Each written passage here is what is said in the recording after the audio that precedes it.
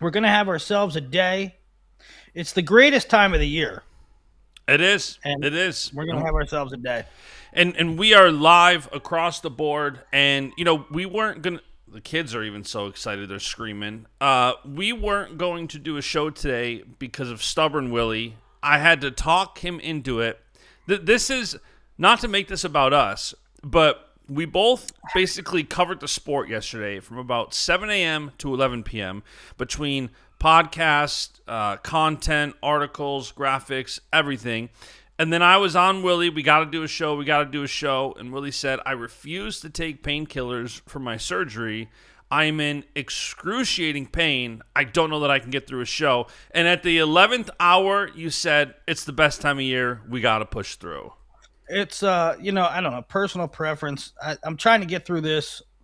Trying to get through my ankle was shattered and they put pins and stuff in it, but I'm trying to get through it. I'm scared of the horror stories of these oxycodone. They prescribe me oxycodone, and I just hear horror stories about people getting addicted to it. And I'm trying to get through it with Tylenol, and it's not going so well. But I'm holding strong, trying not to take the hard stuff. And yesterday it was great and it was brutal because there's so much great wrestling. It's the best time of the year, and I basically watched it with one eye open because the other one was cringing in pain. But It is yeah, also I'm, like I'm even I'm the, feeling pretty good now. So let's get a show. Let's talk a little bit about it. Big Tens, Big 12s in the books. Big Tens. To the finals, have some wrestlebacks this morning, and then some placing matches, and a lot of stuff that will go on to determine who's in and who needs wild cards. I was up till 1 a.m. finishing that. Um, it sounds simple. To me, I don't know if it's a big hit. Some things I do and it's a big hit. Crystal ball, I did as like a let's have some fun. This is a fun exercise, and it turned into like everybody reads it. This one, who's in, who's out. I can't tell because I only do it once a year, so it's weird. I don't know if everybody loves it, but to me, it's one of the most important things, and I enjoy doing it. So I don't care if a lot of people read it. I hope they do, but if they don't, I'm going to do it anyway because I love it and I think it's important. And anyway, I got that done at like 1 o'clock in the morning, and it's just really a pain in the ass because there's like, okay, this conference takes 9, but that's not determined yet. But okay, this guy needs an allocation, but he does. It's you have to. There's some things you got to figure out with it. But anyway, it's all up now. SoCon's in the books, Mac's in the books, Pac-12s are in the books. women's national championships inaugural in the books. Yeah, that's interesting. Me and Bash were talking about it, and we'll just talk about this briefly. But it is not for me the women's college thing, and I trust me. If you listen to me over the years, you know I'm over the moon that NCAA sponsored it. I think it was needed forever. It's a pathway to get good academic programs.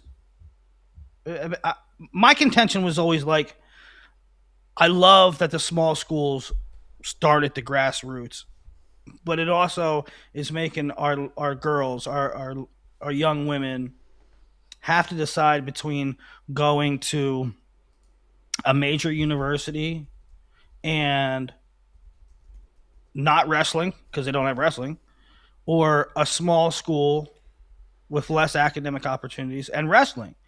And now that's being remedied, right?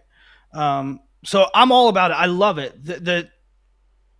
What I'm trying to get at is I am not an expert in college women's wrestling. I just don't have the bandwidth. A lot of people have been telling me for 10 years, Willie, do for the high school girls what you do for the boys. It's needed. Yeah, I know. I know. It really is. And I'm starting to put people in place to do that. But I can't do it myself. I just don't have the bandwidth to do it. I don't have enough time. I don't have enough time to research both like I do the guys. And that is a long way of saying, okay, That is a long way of saying I admit I'm not an expert in college women's wrestling. I know a lot. I don't know enough, and I don't even know enough to understand kind of how like McKendree is still beating Iowa. Yeah, it's crazy. I was trying to tune in here and there. Burroughs and Hildebrandt were both in the call. They did an awesome job, and I was trying to keep up with it. I have some good followers on Twitter that were sending me updates and telling me different key points, and it's crazy. I think McKendree and Iowa both ended up with 3 champs. McKendree won by 4 or 5 points. They had like 171. Iowa had 166.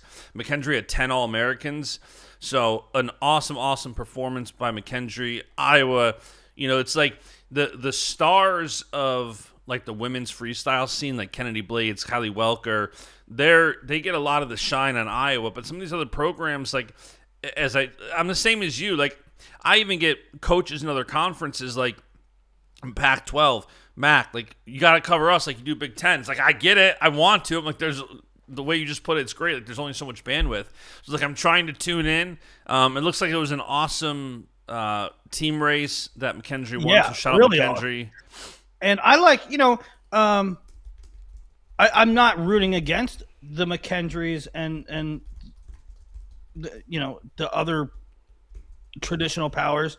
I very much hope they continue to be able. It won't be fun if it's Iowa and Lehigh and Oklahoma State every year at the top. I want a McKendree. It's the same thing, and you guys know this because you hear me every year. Root for, when Edinburgh was really good, or when Clarion puts a guy on the podium. Yeah, I like parity. But what I'm getting at is, I just basically assumed once Iowa, with their resources and their brand and the recruits that they brought in, I thought it was game over, at least for now, until like Okie State and Lehigh. Anyway, congrats to McKendree. Great job. Congrats to all the girls that plays. Cam Guerin. Just wanted to mention that a little bit. For sure. And also, while we're speaking of shout-outs on things that, like, obviously Big Tens and Big 12s are, like, the key of what we're focused on.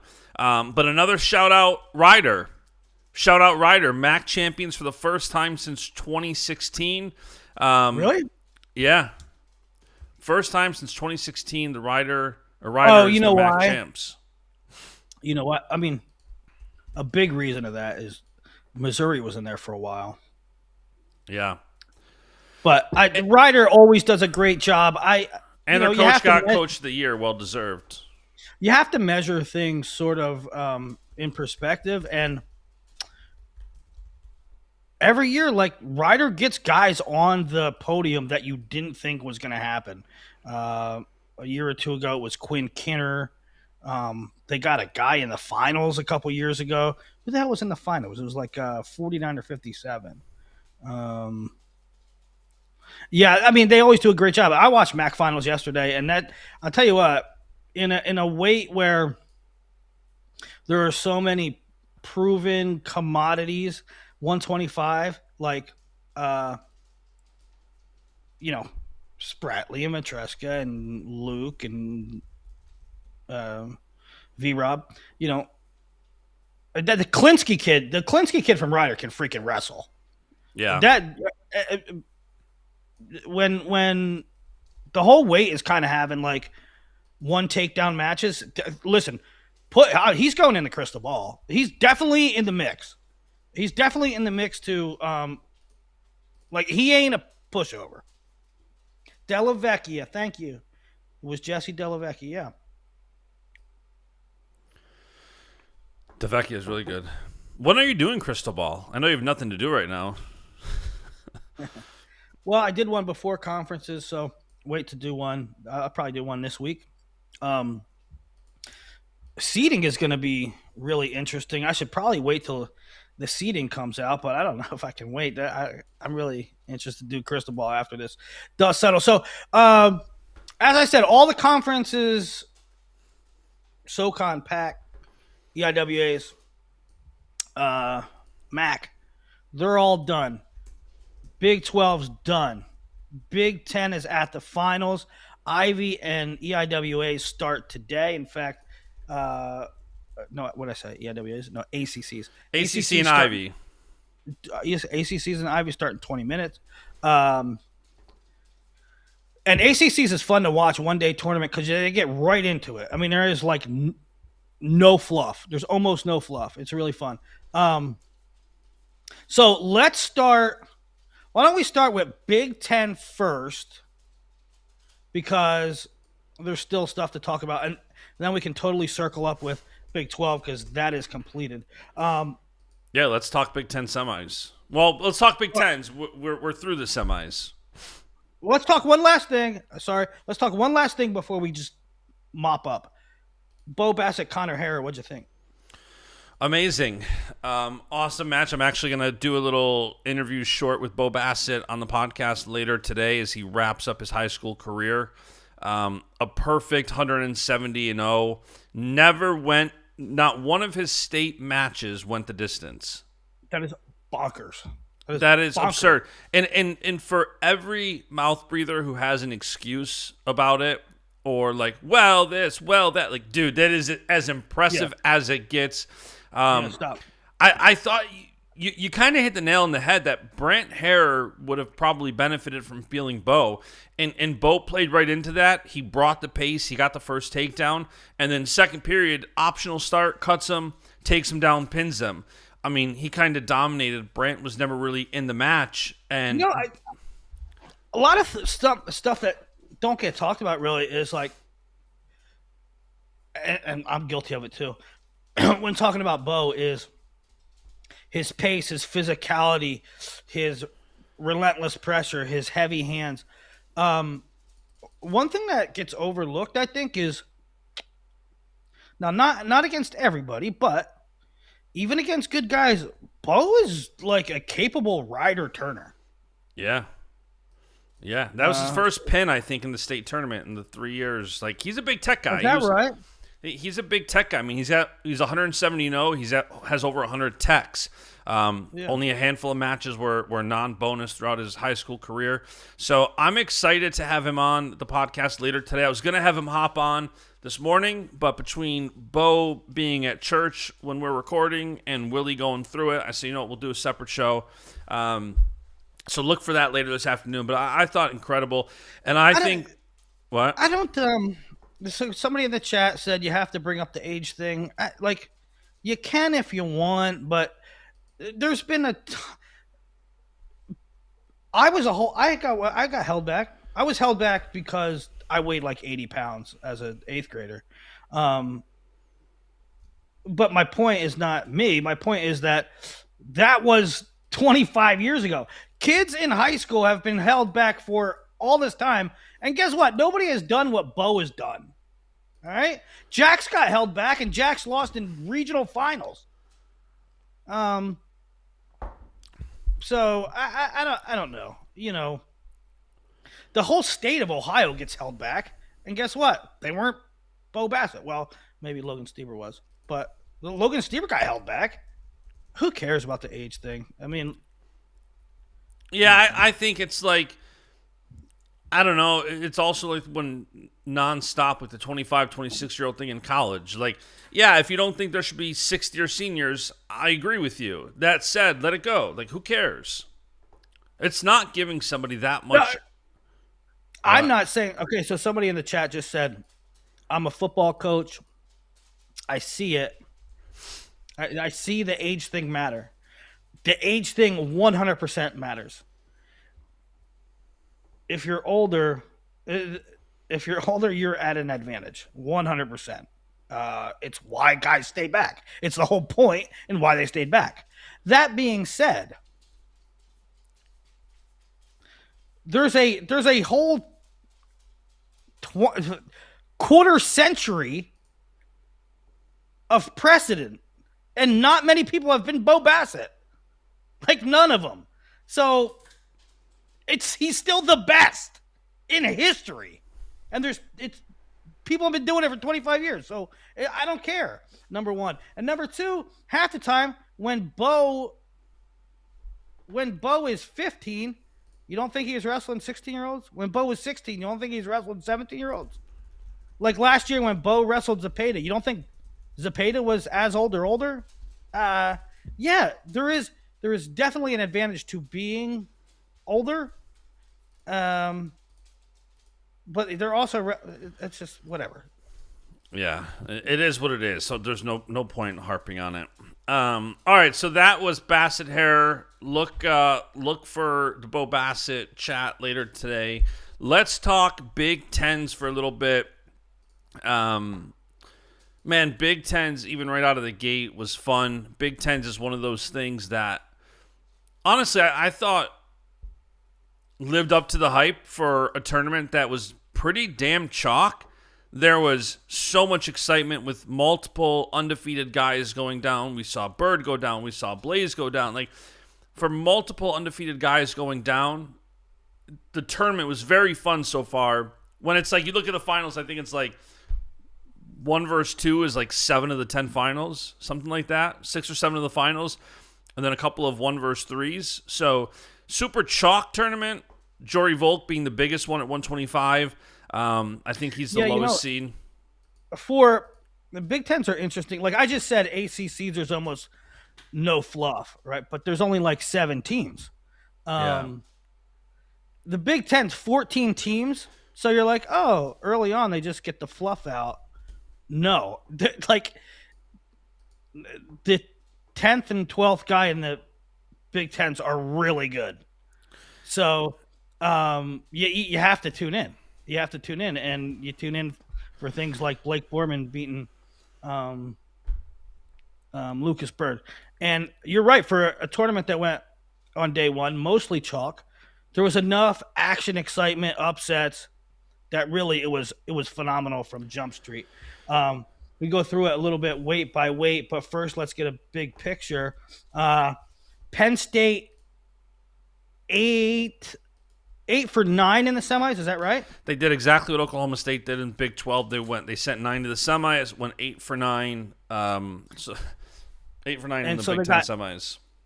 8 in the finals, 146.5 points after day one. They lead Ohio State. Ohio State's in second with 115. Ohio State and Nebraska are neck and neck, 115 and 112. Ohio State only has 3 in the finals. Nebraska has 5, but Ohio State does have more higher-ish places. Like, I think, like for instance, Buzakis' highest finish. He can still take third. Lauritsen is going for 7-8, and I think Ohio State has a couple more of those scenarios than Nebraska does. Now, Nebraska is in a good spot with LJ Araju. Now, the good thing about Nebraska is they have 5 in the semis, half in the semis, and really in the last 2 years in the finals. I'm sorry. Look at what Nebraska has done in the last 2 years. I mean, 4 in the finals last year, 5 in the finals this year. That's damn near half of their guys in the last 2 Big Ten tournaments. Nobody outside of Penn State's doing that. And the group chat this morning was like, Willie, here's the pros and cons, buddy. Well, Willie was patting himself in his back for picking the 5 finalists, saying, told you. And the captain basically said, you're right, but Nebraska is only favored in 1 of those 5 finals matchups. So it could get like, Antrell Taylor's the 1 and Duke's the 2. Apart from that, you have Mendez Hardy, Haynes Minto, Bar McDaniel, Tay, and AJ. So yeah, no doubt. My point in that was saying, like, haha, guys, shut up, was that it. I mean, everybody knows my connections to Nebraska. I don't think that I was being biased. I think that they were realistic picks. The only one that was semi-controversial, you guys told me, was picking Minto over PK, and I truly felt like Minto was the correct pick, and that was, to me, that was not bias at all. That's using my eyeballs. I thought Minto would win that match, and he did, and he won like 4-1. He damn near blew it at the end, but I also too thought that like he maybe coulda, shoulda beat him by like 2 or 3 takedowns. He had a lot of opportunities. Anyway, the point is, the reality is, we're living in a Penn State world, and as good as Nebraska, and a Big Ten world, right? So the reality is, as good as Nebraska did yesterday, when you have guys making the finals, it could be a tough day.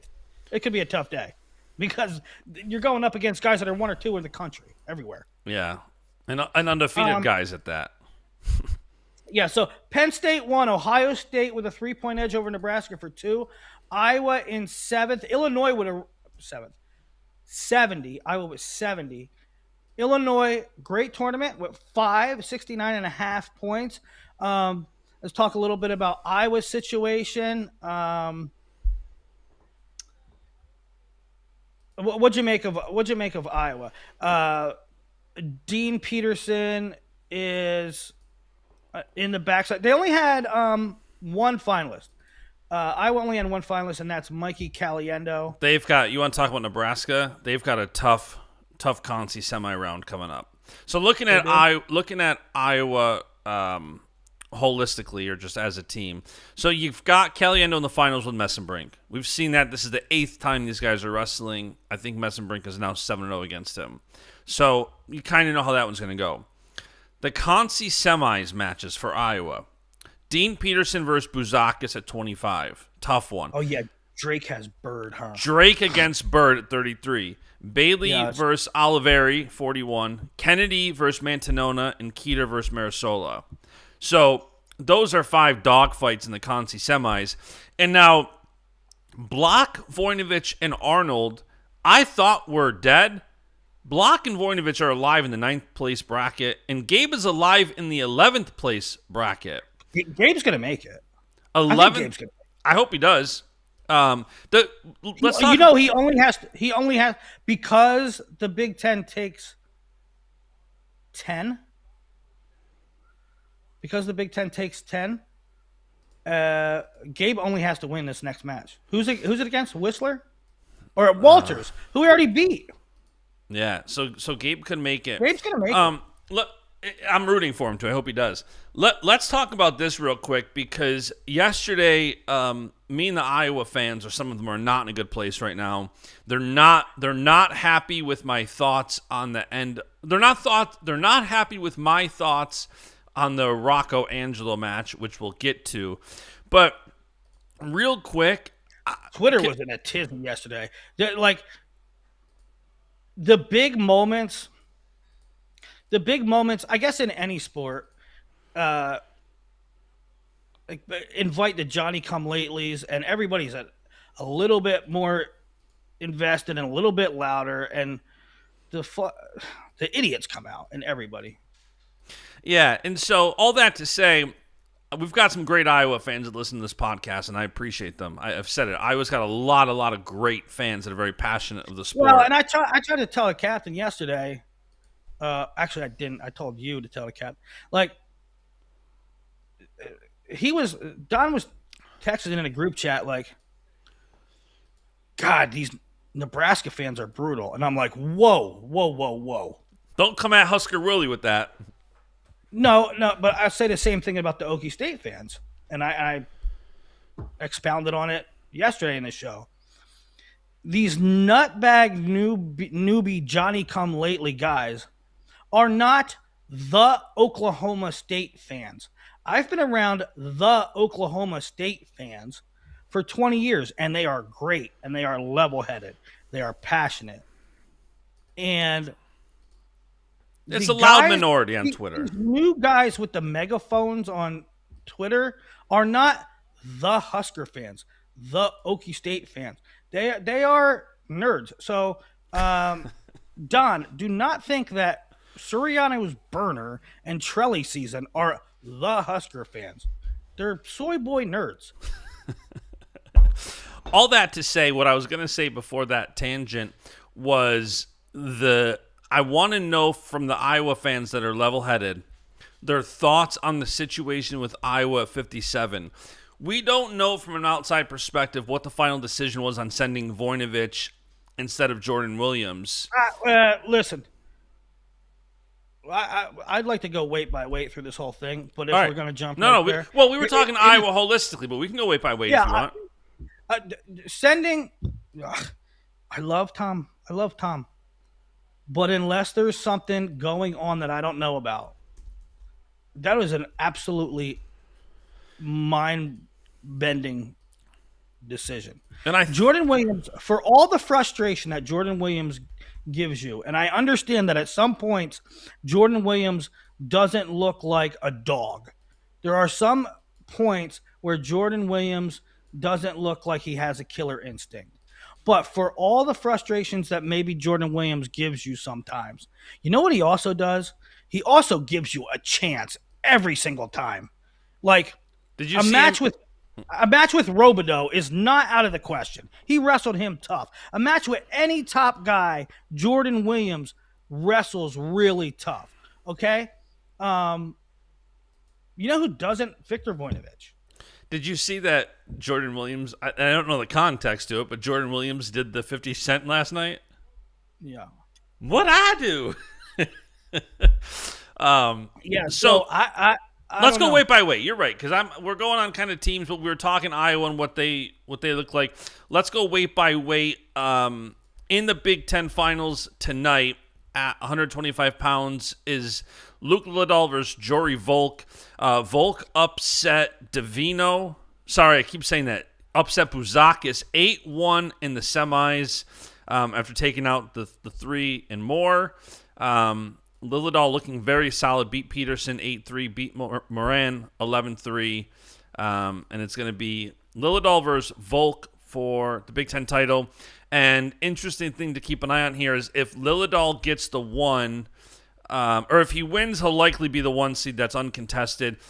But then Sheldon Seymour won the EIWA yesterday, undefeated conference champ. Very easy. He's going to be the 2.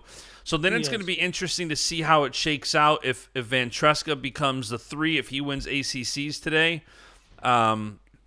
So we'll keep an eye on that. Buzakis Peterson is a Conci semi today. Conci semis are at noon Eastern. Let me pump the brakes. Pump the brakes. I shouldn't say Sheldon will certainly be the 2, but he's going to be very high as a conference. Who else could possibly be the 2? I don't know. I haven't investigated it enough. I don't want to say Sheldon's a slam dunk for the 2, and then he ends up being the 3. Well, let me you were wrong. Hold on. Time out. Who else even has a case? Buzakis with 2 losses? I haven't looked at it. I don't know right now off the top of my head. I'm just not. Can we talk about seeding later?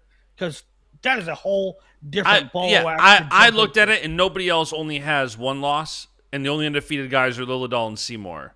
So with nobody having 1 loss and Lillidahl and Seymour undefeated, if Lillidahl wins today, it just seems like a slam dunk 1-2. Especially, I don't know enough about it to say slam dunk, because you got to understand anything that I say. If I say, "Oh yeah, Sheldon Seymour seems like a slam dunk for the 2," somebody's going to clip that and come back in 3 weeks and say, "You were wrong, you idiot." Well, I'll say it. I'll say it. I think he's a slam dunk for the 2 unless I'm missing something. You can call me an idiot if he's not the 2. I don't see anybody else getting it. Lillidahl Volk in the finals. Good job a really nice moment for Volk, who sort of plays with our emotions sometimes, and like a junior world champ, right? A couple years ago. And we know he's very good, but sometimes he has some slip-ups and some losses, and sometimes he doesn't. He dangles with the elite potential finalist type label. Yeah. But then sometimes returns to like a mid-pack 6 to 12 type guy. So this was a big statement win for him. And not for nothing, I mean, he beat the 3 seed too. So he beat the 3 and the 2. And he beats Buzakis late in the day. And that's a big thing, because you would think that Buzakis would be at the height of his strength late in the day, long after the weigh-in. So that's notable as well. Great job by Volk and Minnesota. Minnesota with Max McAnally also in the finals. one of just four. They joined Nebraska, Penn State, and Ohio State as the only teams with multiple finalists in the Big Ten. Um, on the backside, everybody got in. Everybody got in that should get it. Except for Spencer Moore. Spencer Moore is going to need. Spencer Moore is a 3 seed, and he's gonna need because he got upset by Aiden Smith. After Aiden Smith got hosed. I thought Aiden Smith Yeah, had a takedown in overtime. Did you see the end of that one? yeah, I did. I thought it was that three was. for Aiden. I thought it was Aiden Smith's points too. Yeah. So Big Ten at Big Ten. Everybody's going to get in. Spencer Moore should certainly get a wild card. So they're all good on that front. 133. Blaze beats Ayala after Ayala. Drake beats Zan, who he had lost to 10-3. Blaze into the finals. 4-1 overtime. It was such a clean shot, clean finish from Oh, Marcus so Blaze. clean. It was I gorgeous. I am so excited. There's no match I want more at NCAA's than Blaze and Forrest. They are on You know what's opposite ends of the spectrum where Blaze is like he's so stingy defense and his defense is what really helps him. Like, that clean finish against Drake in overtime was awesome.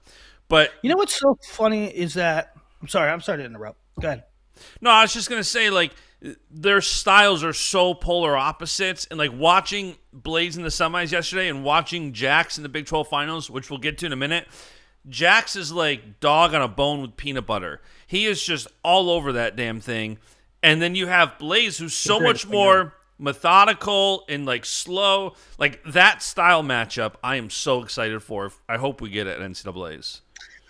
I was the thing with Marcus is, and I'm not saying that he in particular did this, but it was like he didn't do much. He didn't do much. He didn't do much. It goes to overtime, and he hit the silkiest, smoothest, cleanest shot ever.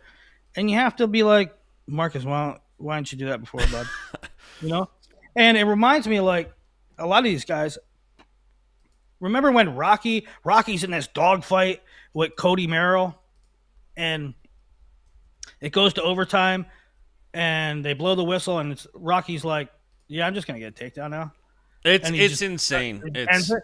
Look, did you watch? This is a really weird one, maybe for the hardcore guys, but the Ben Keeter Josh Terrell match. Ben Keeter is wrestling Michigan State, um, and I'm watching it, and it's 1-0 Keeter with like 30 seconds to go, and Ben's like just not doing nothing, and they call Ben for a second stalling, and it's 1-1, and Ben's like, what? So that was with about like 13 seconds left. So then it goes to overtime. The ref blows the whistle on overtime. Ben immediately gets a takedown and like, yeah, thanks. Like I could have done that at I, any moment. Okay, why didn't you? it's so frustrating. It's so frustrating rooting for guys that are capable of it. Like I was so frustrated watching Gabe yesterday. I'm like, Gabe, you can do this. Go get that takedown.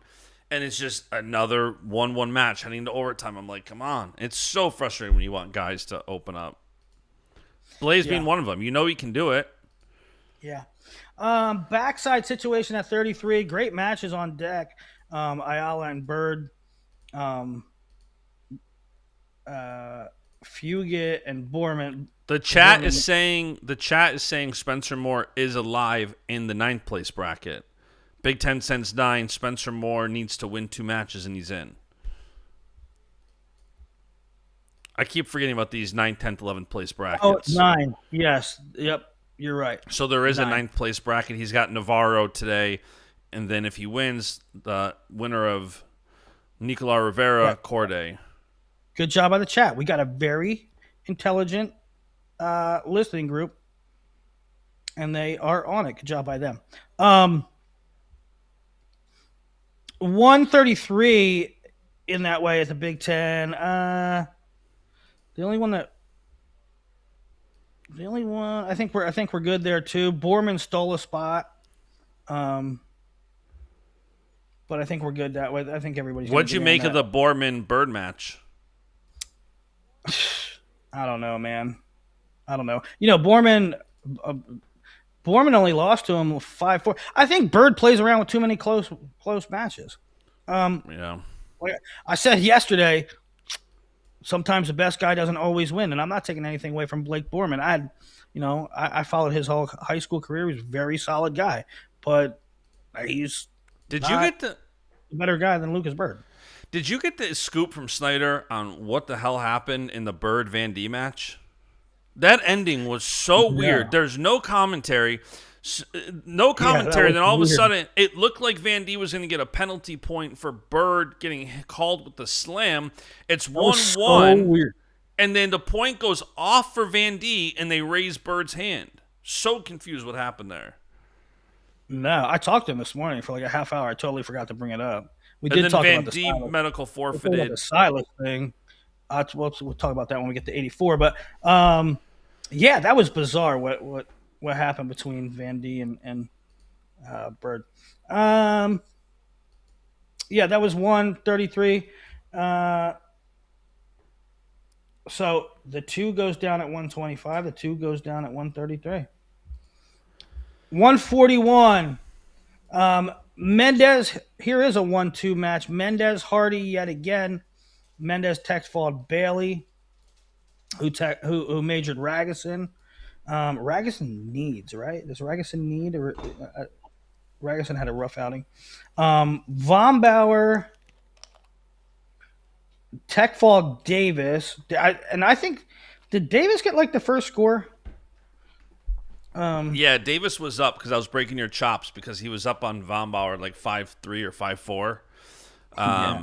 And then I sent the screenshot. Well, so then Von Bauer goes up, and I rewound it and took a screenshot when Davis was still up and sent it to the group chat. Like I told you, Davis was the pick. Yeah. So chalk there with 1, 2, 3, 4 all making the semis, and then 1 and 2 in the finals. Backside, Davis beats Pacino. Olivieri beats Davis. Olivieri Bailey in the Conti semi. One Conti semi. On the other side, Lemus pinned Ragusin, and then beat DeKraker. Lemus Von Bauer in the other Conti semi. Davis DeKraker in the 7th place bout. I think that's all good. Let's check who's in, who's out. What do they need? Big Ten. Big Ten only has 7, so Davis needs Davis. That's actually a big match. Davis needs for Penn State. Davis to Craker is a go-to match. If Yeah. the winner gets in, the loser will need a wild card. I think if Davis would lose, he's a shoe-in for the wild card. I think the Craker is more of a question mark, but we'll see. 149. 149. Interesting, Nope, not interesting day from Van Ness. interesting. Interesting day. I mean, this guy, this guy is on the ropes to Rider Block. Rider Block has the only takedown of the match. I thought it was just. I thought the match was called 100% correctly with the stall calls. I can't fathom. I just can't digest the Iowa fans complaining about the stall calls when they built a literal empire off winning matches via stall calls. There's a statue of Dan Gable like this outside of their building, and they're saying there was too much stall calls in that match. What? Did you lose your identity? Did you lose your mind? Did you Well, forget your history? and it was honestly towards the end, it was Ryder Block's match to lose. Like if 100%. Ryder Block would have been pushing forward more, I think he definitely could have avoided. I mean, that last he was hit for 2 with 6 seconds to go. It was 4-3 with literally 6 seconds to go. And he was backing up, and he got hit for 2 more. I mean, Van Ness won 5-4 with 4 penalty points. 4 penalty points and an escape. That's how he won 5-4. So, man, Yeah. Rider Block looked good early, got the first period takedown, and then... I always like the guy. I don't like guys winning on multiple stall calls with no takedown. I like the guy that got the takedown winning the match. However, there was too much stalling. There was too much stalling. I mean, you can't take down. Somebody posted a clip. I forget who it was. Somebody posted a clip where Rider Block takes 10 consecutive steps backwards to the line and to the edge. So you got to call it. And for Ryder, I feel for him. He's like so close, but I also feel like maybe he's cutting too much weight. And the juxtaposition between Shane Van Ness goes on the brink of disaster to Rider Block, and then goes on to the finals. Rider Block goes from the brink of upset city to now you're in the 9th place bracket, right? Because he lost after that. He lost to Andrew Clark of Rutgers 4-0 in the very next round.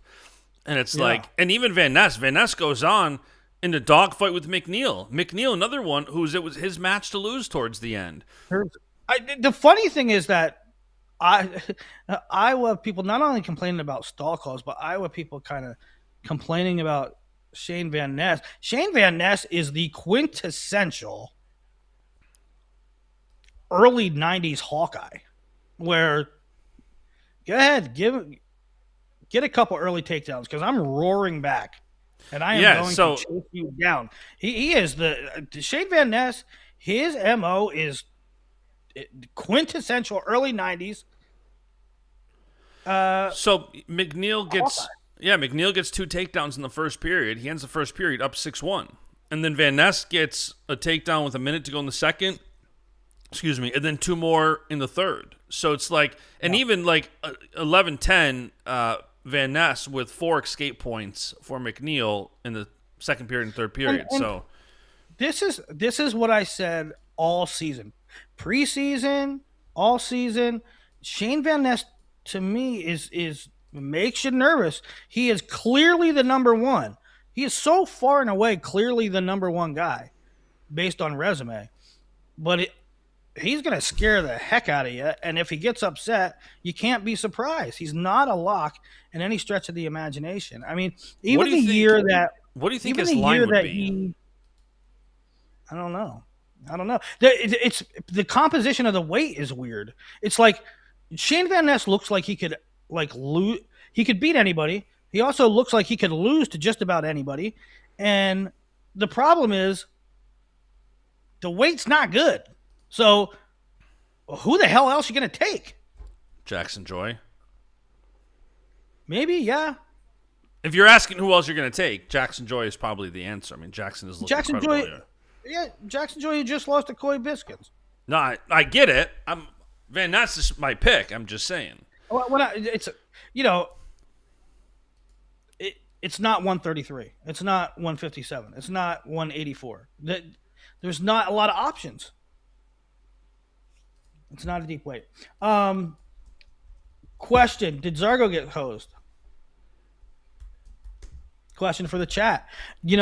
Nobody's harder on the refs than I am. But that one's a little dicey to me. I kind of think he did. I would have called it. I probably would have called it. I don't know if I would have called it. But it was close. Zargo Styles, end of the match. Zargo was really close to a takedown. Interested what you guys think. If I was definitive, I would be raging. But it was close. That's another thing that wrestling Twitter doesn't like. If you comment on a call on one match and don't comment on a call on another, they assume that your confidence level is the same across the board on calls. It's like, guys, I had a very strong that they're so stupid. Yeah, like the Oklahoma State fans. And I think it's indicative of what we see in media and society today. Like, if somebody says something, there's a term for this. It's called. Damn it. Wrestle Madness in the chat. He said, I'm assuming Joy won EIWAs. Cornell is in the Ivy League, so Cornell competes today. I forget what it's called. It's something fallacy. It's called a something fallacy. But it means like you're blaming the messenger because you think that they are biased. And so when I put out something like Gabe Arnold definitely had a takedown on Zach Ryder, all the newbie Oklahoma State fans rally around and say, well, this guy must hate us, which couldn't be further from the truth. And then I totally blow their minds a week later and say, Sergio Vega definitely had a takedown, and now they're left scratching their heads because their whole theory about I'm biased is busted. Well, I got hit with that a little bit yesterday because I said that Lillidahl takedown was 100% a takedown, where it was the same exact situation as the Ryder Arnold. And I'm like, I'm like, this isn't even close to me. And somebody was like, take off the Penn State goggles. I'm like, okay, it's still not close. I threw my hands up at that one. I literally just tweeted laugh out loud. I'm just tired of it. It's just so terrible. All right, back to the issue at hand. Backside 149. Lamer really laid an egg. Like, that was huge. That was absolutely huge. Lamer got pinned by Clayton Jones in 35 seconds. And two things happened with that. One, you lost points for you didn't earn points for your team. Two, that was a go-to match. Chance Lamer, if you win that match against Clayton Jones, you are going to NCAAs. Now you're going to have to beat somebody, and then you're going to have to beat Ryder Block, who you already lost to. So that was a disastrous result for Nebraska, as was really, I mean, Clark's much better than Clayton Jones. I mean, Block should beat Clark, but for both them guys, they should have won that. Pretty much normal on the backside. Let's pick up the pace a little bit. I'm belaboring. 157. Taylor beats Catrabone 7-1. Webster over Millard. Webster and Millard was a dogfight earlier in the year. This time 14-2 Webster. Duke just absolutely eviscerates Brandon Cannon 20-7. And then a close bout with Cannon Webster, 4-2, one takedown match. So Taylor, Duke, hopefully we see a little bit more offense. I would not hate Antrell wins matches. He manages matches. He just wins. He just wins, baby. I would not hate. Hear me out here. I would not hate an early Duke takedown just so that Antrell has to open up. Yeah, all I want is a good match. Can I counter that? I don't care who wins. What I don't want is the match we saw in the duel because that was boring. Can I counter your point? Yeah. I wouldn't hate Duke getting taken down first. Because Duke got taken. You're right. Duke got taken down by Cannon and then put up 20. And I saw some Ohio State fans that are like, I said, it is an impressive win for Duke to win 20-7 over an undefeated number one wrestler. And instantly, some Ohio State boo birds are like, Brandon Cannon's clearly not the same Brandon Cannon. Two things can be true. Brandon Cannon might not be at 100%, obviously. Also, still a very impressive win for Duke. And by the way, Cannon had a great win on the backside, 9-4 over Charlie Millard. Brandon Cannon looks better than I thought he was going to look.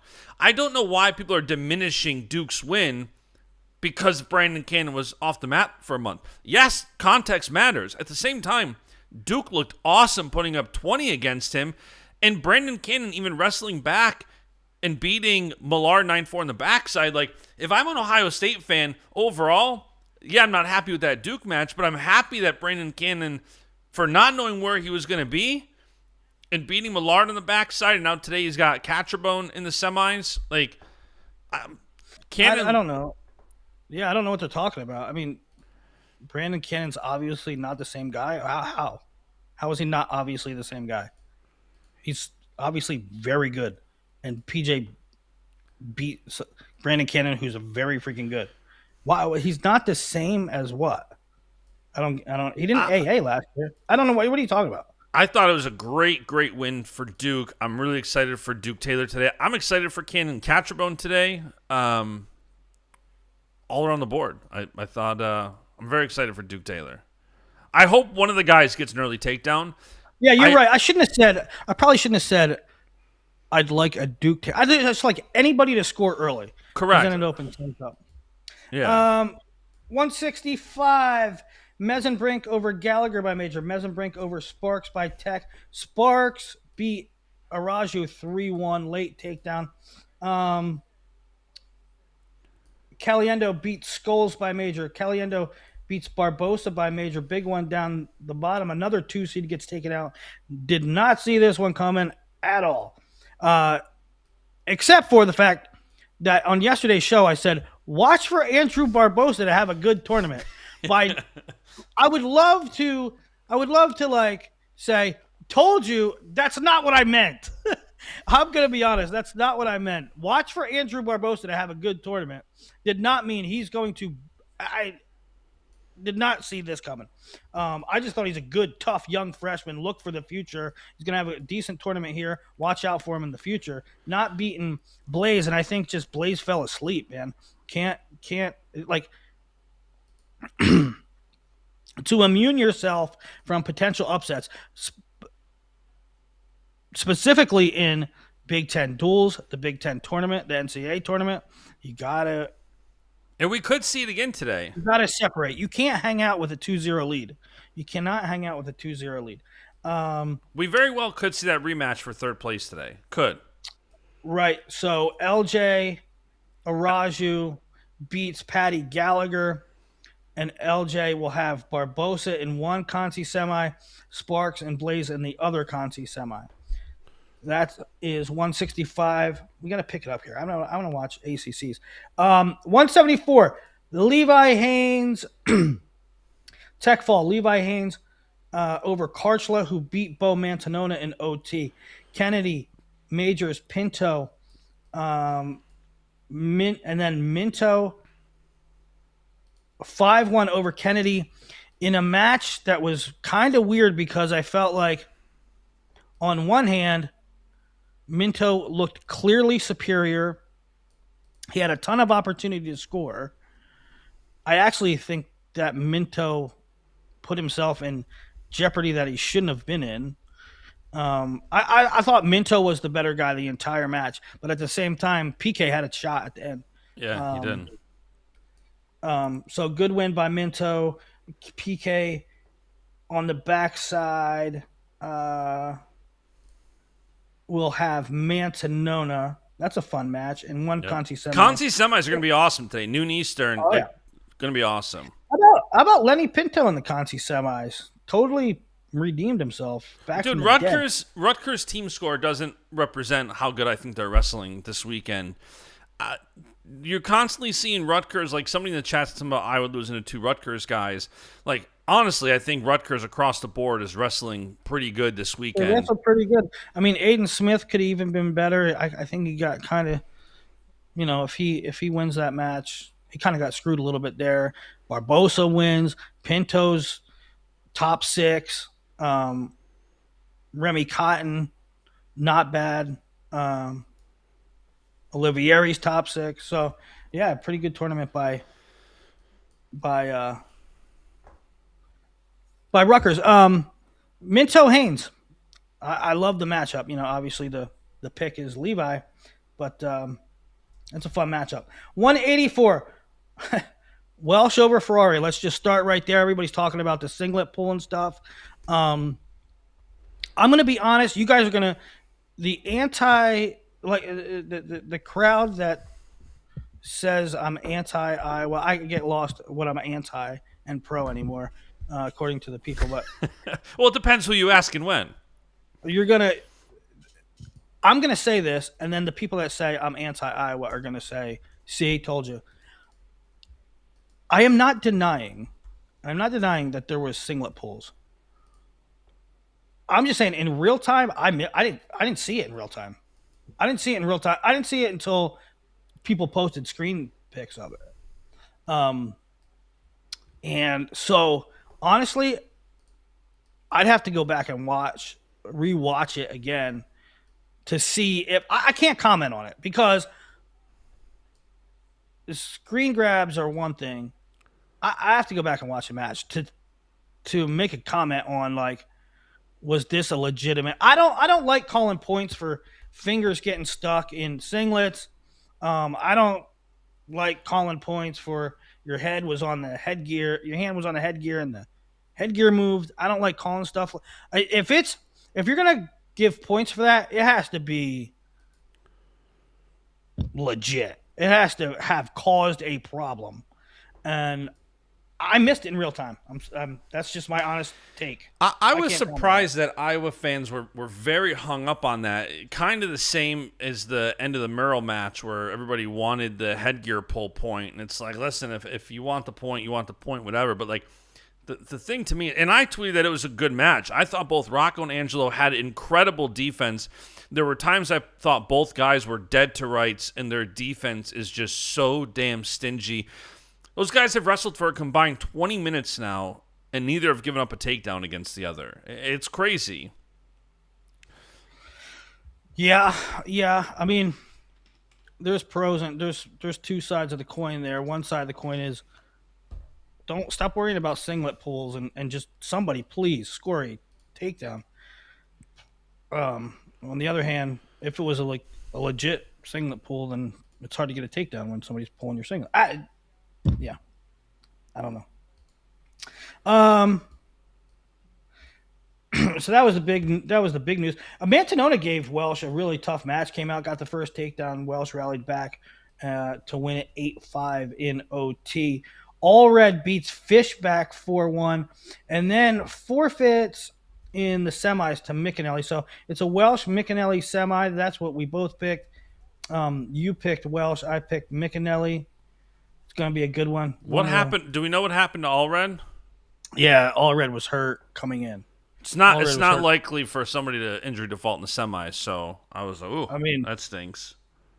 Yeah, I mean, Allred definitely the underdog, but there's an opportunity there, right? You're not protecting a seed if you forfeit as the underdog. It didn't help him. They know, right? So like, well, he was legit hurt. He was legit hurt coming in, and well, how about Moore? So Chris Moore from Illinois gets the medical forfeit win over Angelo because Angelo defaulted out, and then he gets the medical forfeit over Allred, and now he's in the third place match because he's got medical forfeit wins over Ferrari and Allred back to back. Dude, do you understand what that does for his seed? His seed is gonna skyrocket. And when Crystal Ball comes out, don't say, "Oh, Willie, you only have him high in Crystal Ball," because you know his seed's going to. I already have him. In Crystal Ball, like blood round or round of 16. He's really solid, but yeah, he's going to get a major benefit from that. Yeah, these freaking college fan accounts drive me nuts. There's a new one. I think it's Davino fan or Davino season or something, just ragging on Dylan Fishback. Like, shut up, you pussy. Like he said, like, oh, Dylan Fishback has the opportunity to wrestle in college, and I didn't, and he's not living up to expectations. What do you mean you didn't have You didn't have an opportunity to wrestle in college? Why? These guys also, like, some of these wrestling How fans. did you not have an opportunity to wrestle in college? I I, I hate him. I would I like to used punch him to I used right in the to face. I used to laugh when people would knock Bo Bartlett for making content because I thought Bo did a great job of separating the two, and I think Fishback does an awesome job at creating content and not letting it distract him. And when he wins, you don't hear anything about it. As soon as you lose, stop vlogging, stop this, stop. Let him make content. Let kids be kids. I know they're dorks and yeah. Um, yeah, and they can. It's neat. They tweet about stuff, but when they tweet stupid stuff, I'm allowed to say you're an idiot. Um, Angelo hurt default. You know, he Angelo did wrestle a match Yeah, he beat before he Rowley defaulted. 5-1. He so he made sure he qualified. Yeah. Right now, he would have got a wild card probably, but he made sure of it by wrestling one match. I don't think he's too. I don't think he's too banged up. Maybe just a little dinged up. I don't know. I don't know. I don't get it. Anyway, okay. On to 197. By the way, Rocco What? Max might be one of my favorite finals tonight. Oh See yeah, how that match goes. it's a great one. It's a great one. And we were split on it, right? I didn't Yeah. really take. I took Mickinelli. Honestly, I Switch it took up. it just to be a little different. Why Yeah. not? Um, Bar versus the world. He takes everybody to the finals. McDaniel. Yeah, this is a really weird way where it's not the deepest. You got Barr #1 in the country, McDaniel like 9 or 10, and McDaniel actually a tech and a 10-3 win over Ingham. Hey, good tournament for Ingham too. How about Gabe Arnold It with 3 more one-score matches? 4-1, 5-1, 4-1. all one score matches, all one score matches. Um, Big Ten's taken despite Big Ten not being top heavy, and like most conferences would love to have 2 top 10 guys, but in the Big Ten this is sort of the least top heavy. So the Big Ten, despite only having only two top 10 guys, they do have a incredible depth here. They don't have this huge, biggest star power, but they have incredible depth, and so they're taking a lot, 10 or 11. 11, because Gabe's in that bracket. He's got Yeah. Walters this morning. Yeah. Heavyweight, Gattiali pins Kaka. Gattiali, good win over Marisola, who beat Amos. 5-2 match. Marisola had his opportunities there. It was a really good match. 5-2. Gattiali. Ferrari beats Keeter. Ferrari beats Feldman beats Luffman. Ferrari beats Feldman, kind of gaming the top position. Ferrari really rode Feldman like in increments, like ride for 15 seconds, get out of bounds, go back to the center, ride for 20 seconds, stalemate, reset, ride for 15 seconds, get out of bounds, and it accumulated. I think it was like 117 a riding time, and that was the story of the whole match. So Feldman beats Ferrari twice this year. Ferrari wins here and sets up a rematch of Gattiali Ferrari, who if Ferrari majored Gattiali early in the season, but I would contend that Gattiali is a much better version Honestly, of himself. I think I'm taking Ferrari in that match. I'm flipping from my initial picks. Marisola was right in it with Tay. Marisola was right in it until the end. And, Ferrari is so good positionally. I'm switching my pick having watched those semis. I think Ferrari gets it done. What, you initially had Gattiali? I think so, yeah. I said he's wrestling so good down the stretch, but I think Ferrari. Yeah. I think it's a great match. It's going to be an awesome match. Yeah. So the consensus semis are Feldman, Amos, Marisola, Keeter with a good win over Luffman. Yep. Yep, that is Big Tens. And what time does the Wrestleback start? Noon Eastern, 1.5 hours away. So let's talk Big 12 finals real quick because Willie, Mister, I want to do a quick show, and now we're Yeah. an hour and haven't even got to Big 12s yet. Um, where is them? I'm pulling them up right now. All right, so they started at. Well, we'll go in the other order. It doesn't really matter. They started at 49 with Swiderski to end with Vega at Chemendia. Spratley beats Poulin. Good win for Spratley. He was fired up after. Forrest, Majors, Larkin. In I had said on yesterday's show, like, this tournament is what finally makes you, like, pick Forrest, this and that. That win last night might be it for me. Depending on how Blaze Divino goes tonight, it might become very hard to pick anybody but Forrest to win.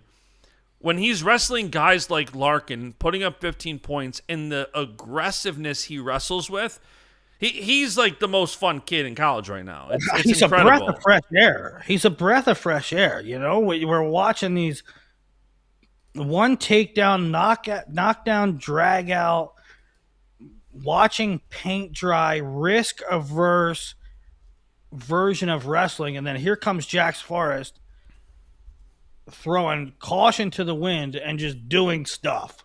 Like, I don't know, let's just grab stuff and we'll figure it out as we go. It is so fun to watch and like wrestle like him, try stuff, do stuff, try to win. I love it. Yeah, so Drake.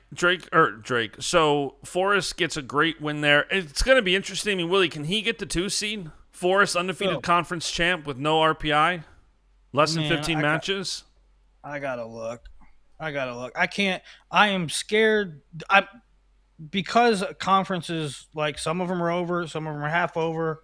Everybody is on Twitter, and everybody in this chat, and everybody in text. They're like, "Hey, who's going to be seated?" I do not like to.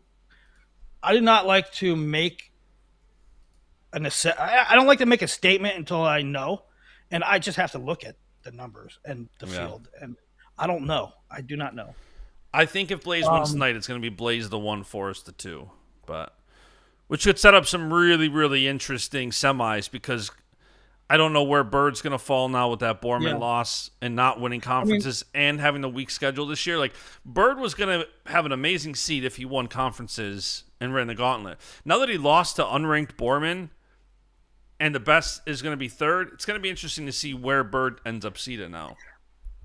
Yeah, and it's going to be interesting to see where he is in the coaches rank.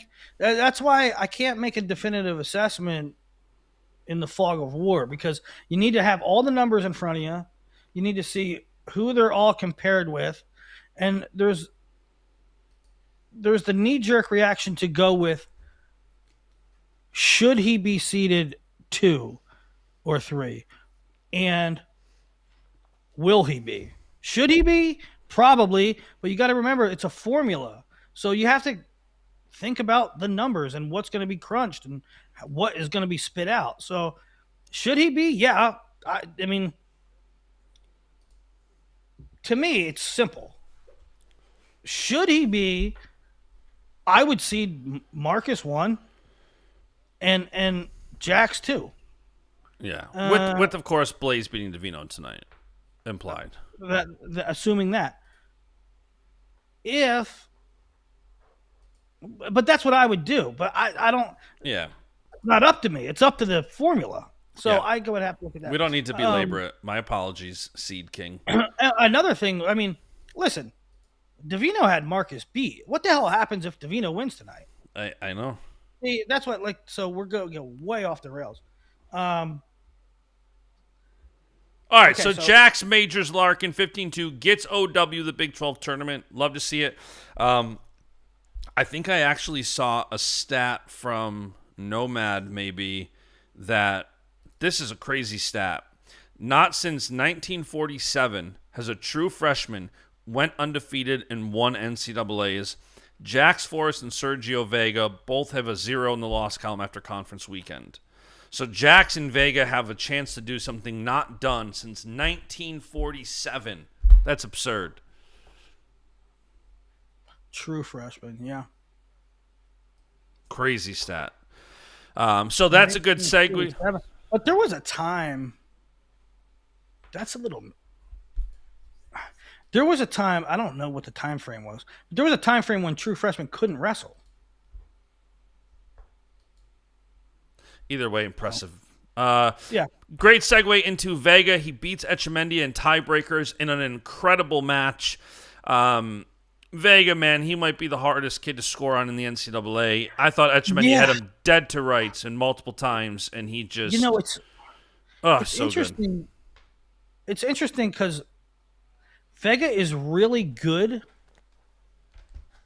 in defense, but he's also really dangerous, and I think people are scared to finish because it looked like Echemendia had him dead to rights, but wasn't quite confident. Like, should I try to finish this? Because he could try some shit.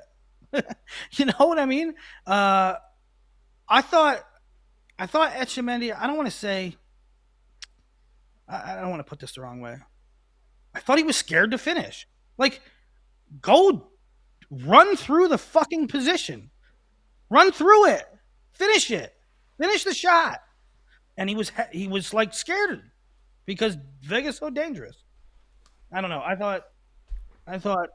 You know what the funny thing to me? More assertive in that situation. Yeah. How about the fact that, like, I talked about the Forrest Blaze potential match where Blaze is more low scoring, stingy defense versus Forrest, very high offense, go. Then you have a Cowboy on the other side of that potentially with Vega, lower scoring, stingy defense versus a potential Mendez, who's extremely high output. So it's kind of funny when you juxtapose a potential Forrest Blaze match and a Vega Mendez match where you have Cowboys on opposite sides there of being very stingy defense, very great output. Offensively, just go. Those two matchups, those style matchups are going to be awesome. Yeah. You know, typically when you see offensive juggernaut versus defensive stalwart, it usually ends up low scoring, but we'll see. Hopefully we see. Yeah. 149 Swiderski over Rachi. Evans comes back and beats Frost in the 3-4 match. Willishell won the 5th place match, and that was a go-to match. So Peterson and Josh Edmonds, who both, I don't know if they both allocated, but they're both ranked, and Peterson definitely allocated. They're going to need 2 wild cards there at 49 for the Big 12, and there's only 4 available. Larkin looked really good. Larkin with a great match in the semis over Ty Waters, and then a 4-3 win over Robideau in the finals. So, awesome performance over 2 top 6 guys for Caleb Larkin. Waters comes back for 3rd. Any thoughts on that, pal? No, I thought 157 kind of lived up to the height. I thought Caleb Larkin looked so damn good, and it's funny because the way this started, the final started at 49, and after Swiderski wins, you have Cowboys lose 3 straight. But watching this, you would think the Cowboys won 4 straight with Troy through Casey, which from a result standpoint they did. But the way that the Big 12 finals ran, you had Swiderski win, but then 3 straight Cowboys lose in the finals. And that Larkin Robideau kind of set that in motion. I thought it was an awesome win for Larkin. I think Robideau's obviously right there. But finals lived up to what I thought they were going to be. Very fun, and can't wait to see those 4, 5, 6 in the country, or 5, 6, 7, 8, whatever they are. Now factored in the Big 10, factor in Meyer Shapiro, the rest of NCAA. That is going to be such a fun weight at NCAAs. Okay, 165. Nico Ruiz. I mean, it wasn't just the finals. He also, who'd he beat in the? Ryder Downey. He beat the 2 and the 3. Yep, beats Ryder Downey and then beats Lockett 2-1 tie breaks. What'd you make of that? I thought D has wrestled some of these matchups where he isn't getting to his offense, and we said, I think on yesterday's show, even like it's gonna burn you when you play with fire and you win some of these close matchups, and it's. I don't want to say it burned him here. Like I thought Ruiz wrestled a very, very smart match, but after I forgot who did he beat like 5-3? Was it in the quarters? He had like a close match, and I'm like, oh. Yeah, it was Espinosa Owens. Yeah. Here's you know what my take is on this? My take is D came in uber prospect, a lot of pressure on him, hometown kid. And he's just, I always say, what do I always say, Bash? When you're a talented freshman, you learn how to win matches. Don't worry about separation. Just like I said with Josh Barr last year. Don't worry about separation. Worry about learning how to win matches. College wrestling's different than high school wrestling. Learn how to navigate 7 minutes, get your hand raised. When you're a sophomore, a junior, a senior, you can learn how to separate and learn how to distance. But as long as you're getting your hand raised, that's priority number one. And D has been doing that. Yeah, I agree. He's doing it well. Now, in the process of doing that, we've kind of been critical of his low offensive output. My take on this is it might be the best thing for D. 100%. D has been just skating by. When do you want to get bit by it? We said for like a month. D might get bit by this. Well, he got bit by this. And when do you want to be bit? Do you want to be bit at NCAAs, or you want to be bit right now? And so it could be the best thing for him. Russell Madden says, is Barr the heaviest favorite heading into NCAAs? I don't think so. I think Messenbrink is. Yeah, I think Messenbrink is. I think Messenbrink is the biggest favorite. I think people get hung up sometimes by scores like Josh Barr is dominating everybody and Rocky Elam is sometimes in close matches. Rocky Elam's a really freaking good wrestler. He's very good. He's very good. We'll get to that in a second. Facundo beats MJ. Really good win for Alex. Steed beats Schubert in the bottom half. And then Steed 10-6 over Alex Facundo. This was a match where the sentimental part of you kind of